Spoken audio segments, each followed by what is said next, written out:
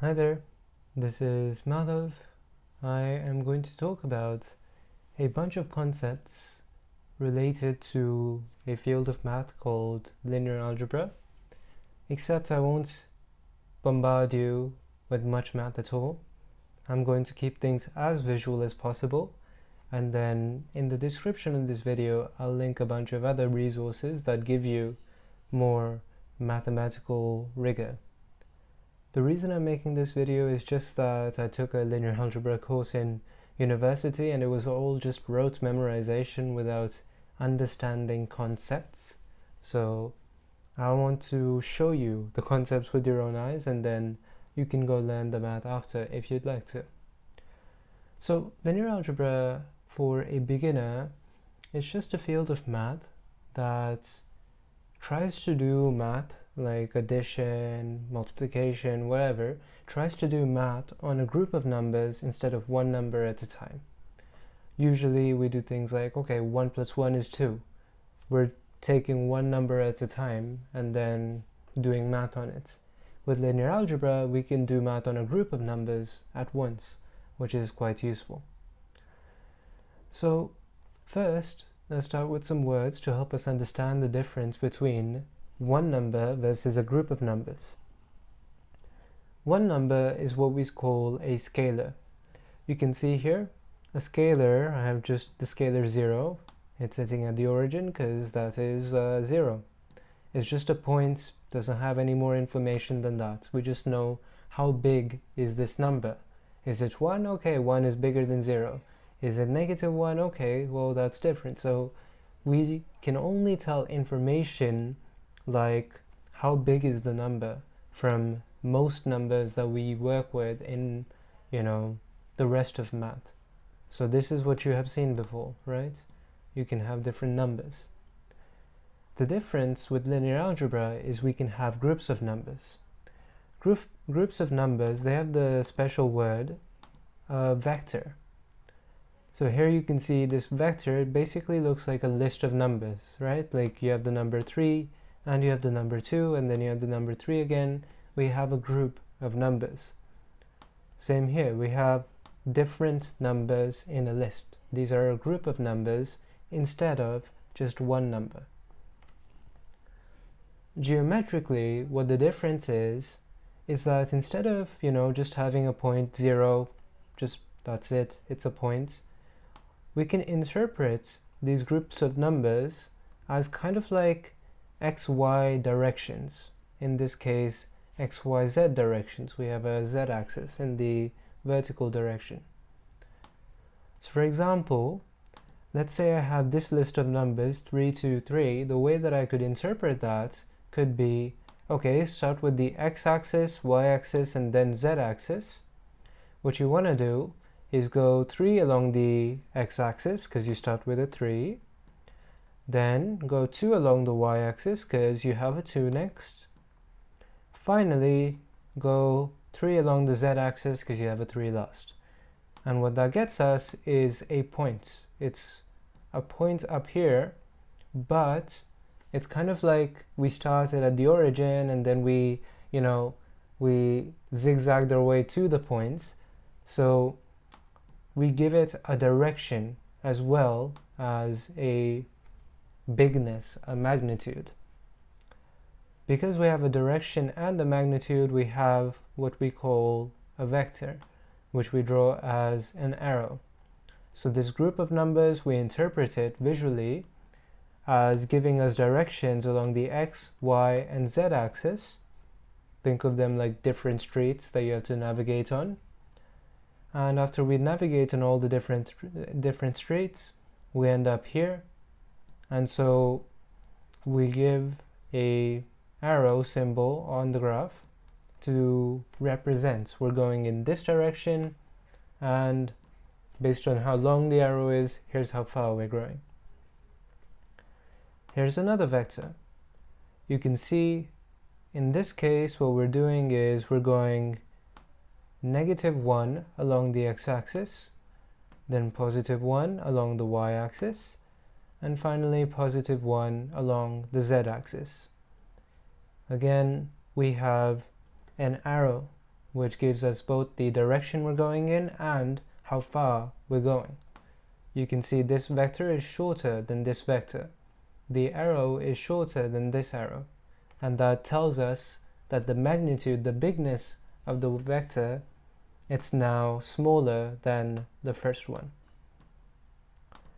And here's one last vector. So this is a key concept. Before we were visualizing just like individual points, not much information there except for how big it is. Over here now with vectors, we have a group of numbers which we write as like this list looking thingy, and the visual interpretation of a vector is an arrow with both a direction and a magnitude. Just like we could take, scalars, individual numbers like 0, and then say, okay, x is equal to 0, we can take our vectors and then write them as variables as well. So if we have like a scalar variable, x equals 0, a equals 2, we are storing a scalar as this symbol, a. With a vector, with a group of numbers, we can still do the same thing.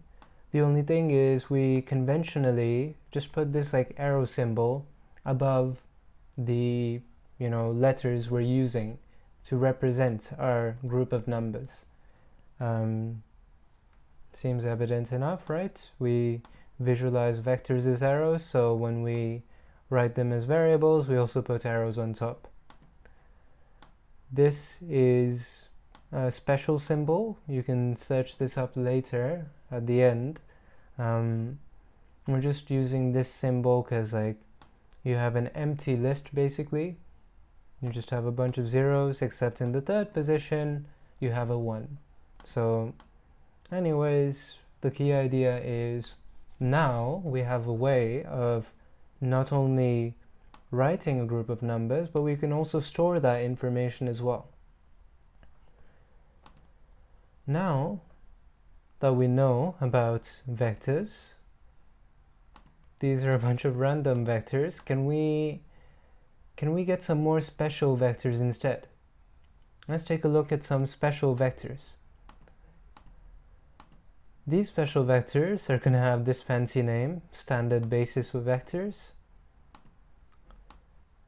You can see the special thing about them is they point kind of perfectly along the x-axis, then the y-axis, and the z-axis. One of the things about these vectors that you can see is each of these vectors, like the x basis vector, the x standard basis vector, it is just a special name for this vector that points 1 along the x-axis. And then the y1, it points 1 along the y-axis, 1 along the z-axis. Because each of these vectors have a length of 1, then we say that these vectors are normal vectors. Normal doesn't mean that they're, I guess, just what we can expect. It is just a fancy math word for saying that these vectors, they just have a length of 1. Again, vectors encoding two pieces of information, both length and direction, magnitude and direction. And these normal vectors, they are telling us that they have a magnitude of 1.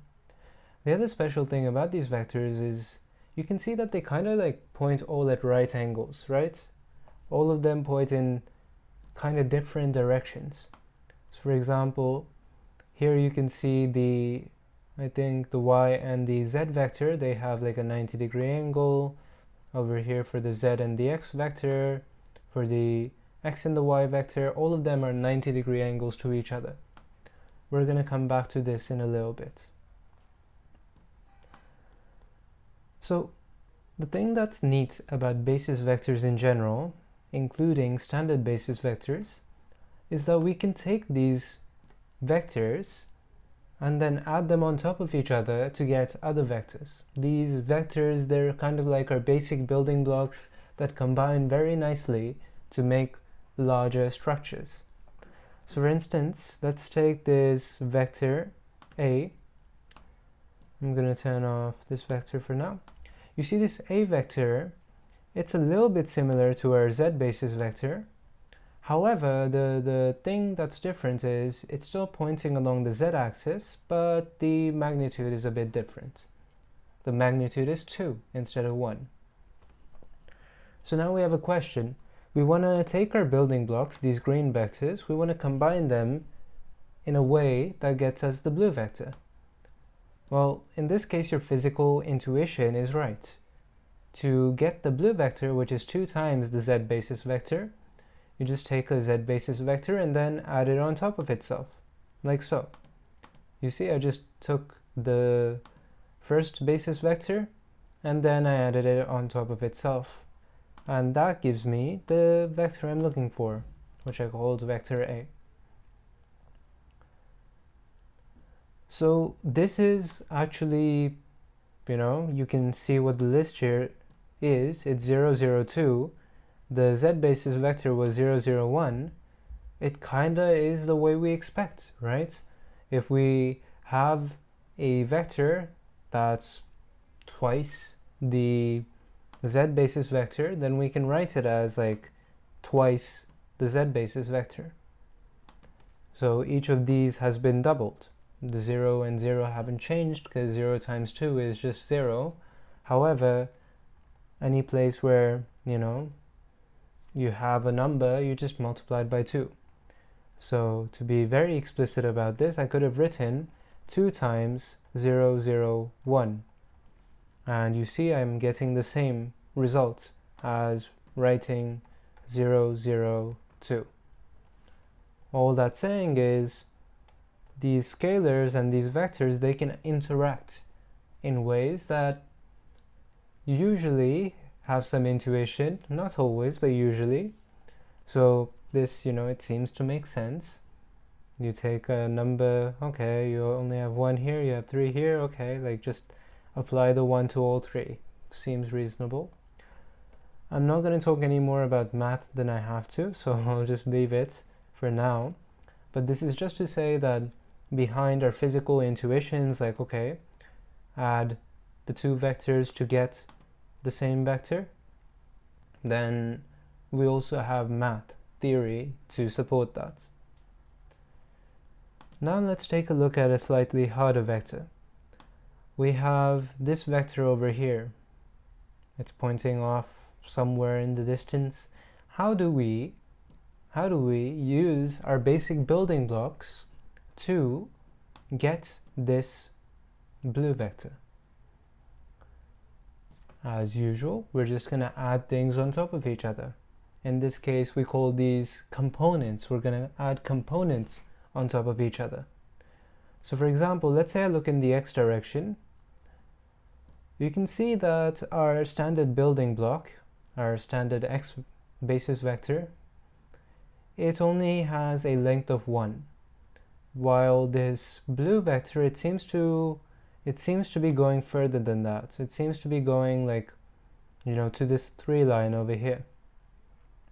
So what we do is we create an x component, which is, the part of this vector that is along the x direction, and it's just equal to 3 times our x basis. Similar thing we can do in the y direction. You see, in the y direction, our standard block, it just has a length of 1. We want a block that has a length of 2, so we just multiply by 2. And now we have one block being added to the other block. You see, we took a block here, took a block here. We're combining our Lego blocks to get to this final vector. The last thing is, you see this vector has a height of 1, so we want to add, finally, a z component, and now we have this vector plus this vector plus this vector. All of them add up to make the blue vector. And of course, this vector, this x component, is just 3 times our x basis vector, yeah? So we're taking 3 of our x basis blocks, then we're taking 2 of our y basis blocks, and then finally we add just a single z basis block. And this all together is what gives us our blue vector. So this is the special thing about basis vectors. What a basis vector is it's kind of the basis of a larger structure.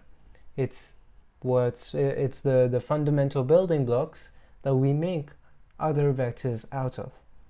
And so that's why I wanted to show you these x, y, and z basis vectors, because these are special. These are very convenient building blocks for us to use.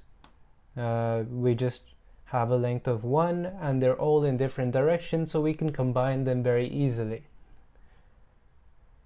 I'll finally just show you the mathematical version of this same thing, the same thing that I showed you visually, which is that we can write the vector b, this vector 3, 2, 1, the blue vector you see, we can write it as 3 times our x basis plus 2 times our y basis plus 1 times our z basis, which is exactly what I showed you visually.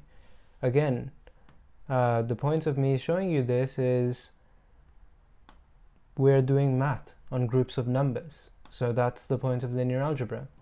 It makes it convenient for us to do math on groups of numbers. And so there's a bunch of math going on behind the scenes that I'm skipping over so that you just understand the visual concept.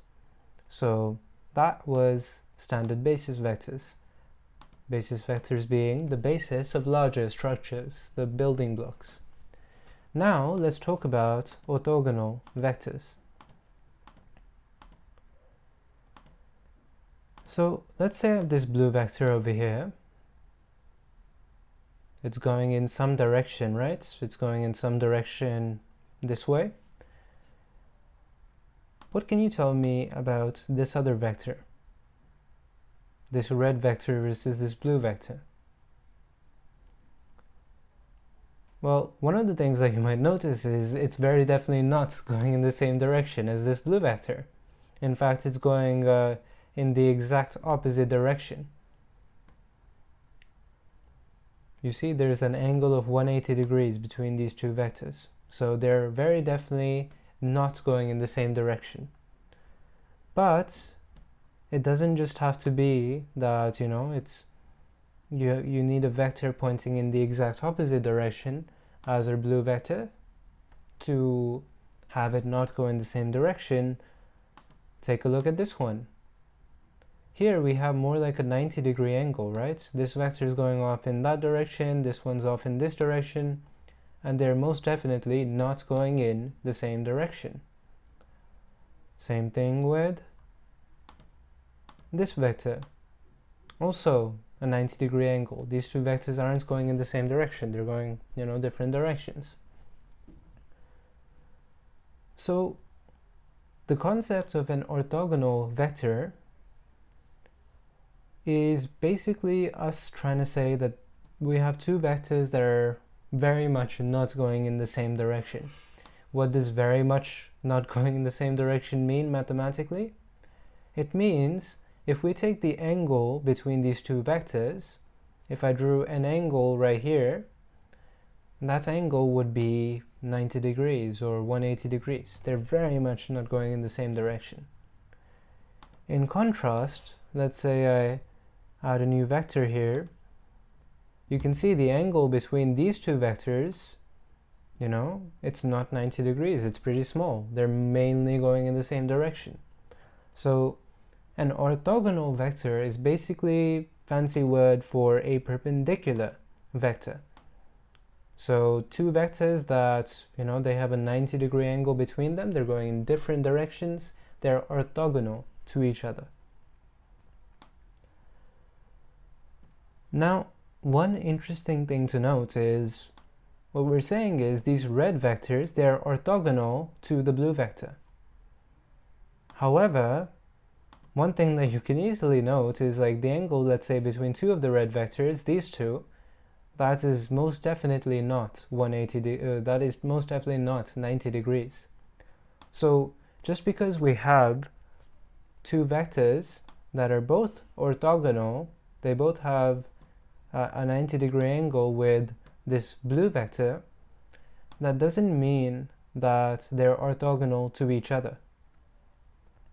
So this is kind of what makes the standard basis vectors I showed you special. It's not just that they're orthogonal, right? It's not just that they point in different directions, they're all orthogonal to each other. So both of these vectors, they have a 90-degree angle with the last vector. And the same is true for, the x, y, and z. So this is why these standard basis vectors are special. Not only are they normal vectors, not only do they have some speciality about their magnitude, because all of their lengths are 1, also they are special because they're all orthogonal to each other. So now we get to a even bigger concept. We're just building concepts on top of each other. Each of these vectors is a group of numbers. They're all orthogonal to each other, so why don't we consider them as a group too? We'll call this new group a set. So if we have these three vectors as a set, these three vectors, that just means we have a group of vectors, which is a group of numbers. Well, we'll call this set an orthogonal set. The reason we call it an orthogonal set is all of the vectors are orthogonal to each other.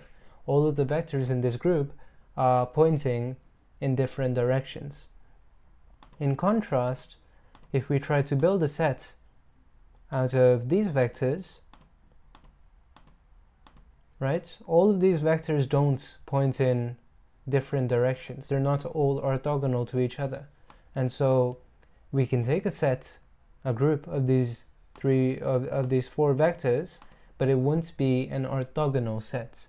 It won't be like all the vectors are perpendicular to each other. So the last thing I'll say is what we call this orthonormal set.